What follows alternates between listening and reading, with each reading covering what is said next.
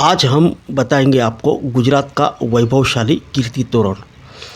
ये देख सकते हैं आप, आर्कोलॉजिकल सर्वे ऑफ इंडिया का साइन बोर्ड लगा हुआ है। यह है कीर्ति तोरण की तरफ जाने का रास्ता। नमस्कार, माली समाचार हिंदी में आपका स्वागत है। मैं दिनेश माली।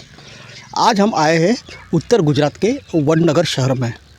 बहुत ही प्राचीन नगरी है ये वडनगर, और यह वडनगर भारत के प्रधानमंत्री माननीय श्री नरेंद्र भाई मोदी के जन्म स्थल भी है। नरेंद्र मोदी जी इसी गांव में बड़े हुए थे, और इस गांव का आज हम इतिहास बताएंगे। इस गांव में स्थित है ये कीर्ति तोरण। बहुत ही प्राचीन स्तंभ है ये, और ऐसे दो स्तंभ है, एक ये मेरे पीछे है और एक दूसरा उस साइड में है। वहाँ का भी हम आपको, वो स्तंभ भी हम आपको बताएंगे। आइए चलते चलते हम इस कीर्ति तोरण का इतिहास बताते हैं आपको। इस कीर्ति तोरण के फ़ोटो गुजरात सरकार की डायरी, गुजरात सरकार के कैलेंडर और गुजरात सरकार के एडवर्टाइज में भी बारंबार आपको इसके फ़ोटो देखने मिलते हैं। बहुत ही प्राचीन विरासत है ये, और यह अभी आर्कोलॉजिकल सर्वे ऑफ इंडिया के अंडर में है। आर्कोलॉजिकल सर्वे ऑफ इंडिया का स्टाफ बहुत ही अच्छी तरह से इस कीर्ति तोरण का रखरखाव करता है। आइए चलते चलते हम आपको इस कीर्ति तोरण का इतिहास बताते हैं। आइए। वडनगर अपने तोरणों के लिए प्रसिद्ध है, जो 12वीं सदी के स्तंभों की एक जोड़ी है। लगभग 40 फीट लंबा, लाल और पीले बलुआ पत्थर से बने हैं, जो दीवार वाले शहर के उत्तर में है। वे शर्मिष्ठा तालाब के तट पर शान से खड़े हैं। वे प्रवेश द्वार के कुछ जीवित उदाहरणों में से एक है, जो कभी सोलंकी काल में गुजरात की वास्तुकला की एक नियमित विशेषता थी। शायद युद्ध जीतने के बाद निर्मित वास्तुकला युद्ध और शिकार के दृश्यों की नक्काशी से अलंकृत है। एक पूर्व की और बेहतर स्थिति में है, और हाल ही के दिनों में गुजरात के प्रतीक के रूप में इस्तेमाल किया गया है। तोरणों ने शायद एक बड़े मंदिर परिसर का प्रवेश द्वार के रूप में काम किया होगा, लेकिन यहाँ कोई अवशेष नहीं मिल रहे हैं। यह तोरण सोलंकी साम्राज्य की उपलब्धियों का प्रतीक है। इसका उद्देश्य सिर्फ साज सज्जा ही था। तोरण बिना चूने या जोड़े वाले पदार्थ से बनाए गए हैं। दोनों तोरणों की बुनियाद 2.5 स्क्वायर मीटर रखी गई है, ताकि वे सीधे खड़े रह सके। तोरण की डिज़ाइन और साज सज्जा बहुत ही आकर्षक है। आप देख सकते हो, ये तोरण गोलाकार खंभे पर खड़ा है, जिस पर शिकार और युद्ध के दृश्यों के साथ ही जानवरों की कलाकृतियाँ बनी हुई है। बहुत ही बारीकी से देखिए आप, आपको इसके अंदर सभी कलाकृतियाँ नज़र आएगी। खंभों पर फूलदार नक्काशी भी देखी जा सकती है।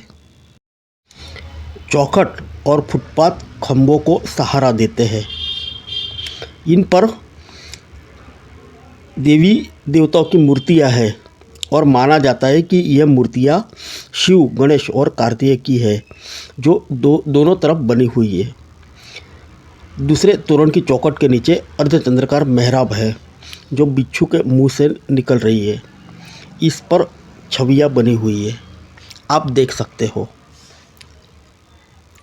कुछ सूत्रों के अनुसार ये तोरण एक मंदिर का हिस्सा हुआ करता था, लेकिन मंदिर समय के साथ नष्ट हो गया और बचे तो बस ये तोरण। कुछ अन्य सूत्रों का मानना है कि तोरण मंदिर का हिस्सा नहीं, बल्कि मंदिर का प्रवेश द्वार था। कुछ का तो यह भी कहना है कि सोलंकी राजाओं ने मालवा पर जीत के प्रतीक के रूप में इसे बनवाया था। 1960 में इन दोनों तोरणों को भारतीय पुरातत्व विभाग की संरक्षित सूची में रख दिया गया है।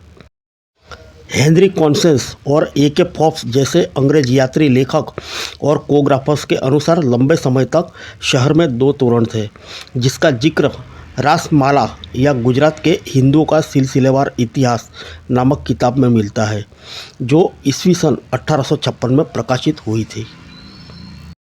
कहा जाता है कि पहले एक तोरण को तोड़ दिया गया था, और उसके दूसरे तोरण के पास दशकों तक उसके हिस्से पड़े रहे थे।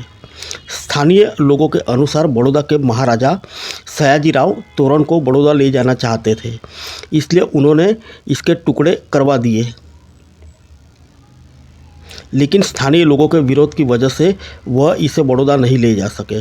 यह तोरण टूटी फूटी हालत में वडनगर में सदियों तक पड़ा रहा। इस कहानी में कितनी सच्चाई है यह कह पाना मुश्किल है। तोरण तोड़ने के बाद आने वाले सालों में इसकी कुछ मूर्तियां गायब हो गई थी। अगर टूटे हिस्सों को जोड़कर आप बारीकाई से देखें तो साफ पता लगता है कि मूर्तियां गायब है। 2005-2006 की शुरुआत में तोरण को फिर से जोड़ने के लिए भारतीय पुरातत्व विभाग को पैसा दिया गया और सन 2007 में ये काम पूरा भी हो गया।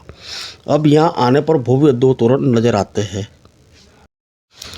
आप देख सकते हो इन तोरण पर शिकार और युद्ध के दृश्य, कुछ जानवरों के दृश्य भी है,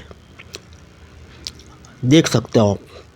हम आपको जूम करके बताने की कोशिश करेंगे। देखिए,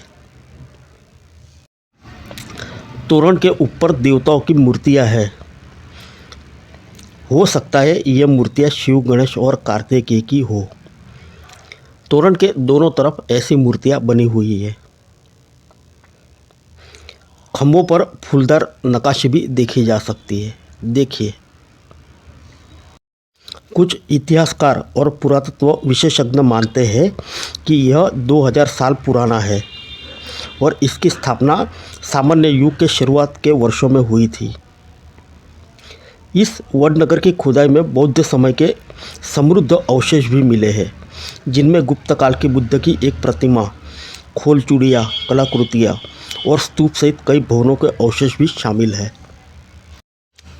यह कीर्ति तोरण जहाँ स्थापित है वो वडनगर का संबंध प्राचीन शहर अरनाथ से बताया जाता है।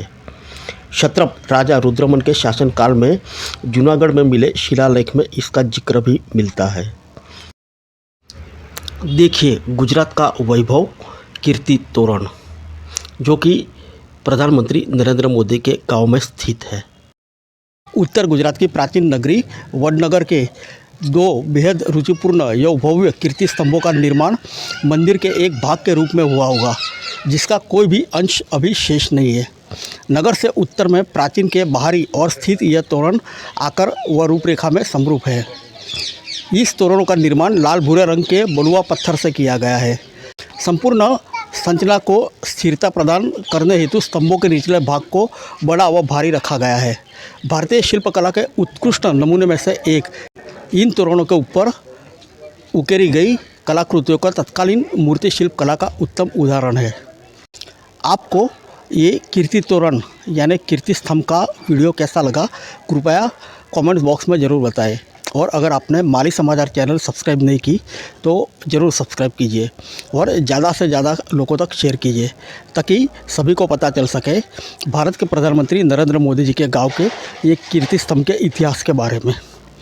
फिर मिलेंगे नेक्स्ट वीडियो में अन्य किसी स्थल पर अन्य किसी विषय के साथ। तब तक के लिए इजाज़त दीजिए। नमस्कार।